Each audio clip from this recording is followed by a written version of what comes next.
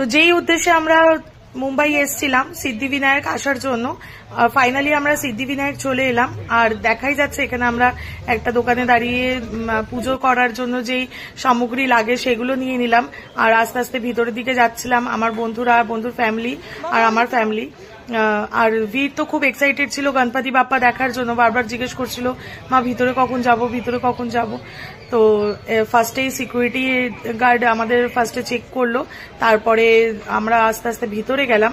ভিতরে গিয়ে খুব সুন্দর জায়গা ছিল, ওখানে যত গার্ড আর পুলিশ ছিল তারা কিন্তু খুব কোঅপারেট করছিল আমাদের সাথে।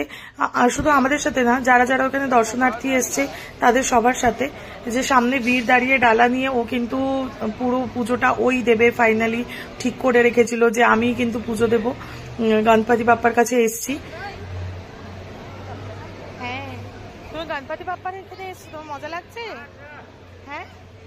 তারপরে আমরা ভিতরে গেলাম। ভিতরে ফার্স্টেই ছিল হনুমানজির দর্শন করার জায়গা, যেখানে হনুমানজিকে দর্শন করে প্রণাম করে তারপরেই ভিতরে যেতে হবে মন্দির পরিক্রমা করে।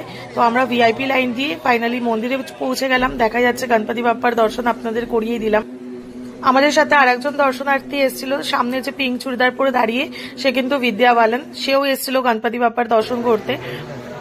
আর ভগবানের কাছে আসলে কিন্তু এরকম না যে সে সেলিব্রিটি বলে আলাদাভাবে লাইন দেবে বা কোনো ভিআইপি জায়গা আছে, এরকম কিন্তু না। সেও আমাদের মতো নর্মাল লোকের মতো দাঁড়িয়ে লাইন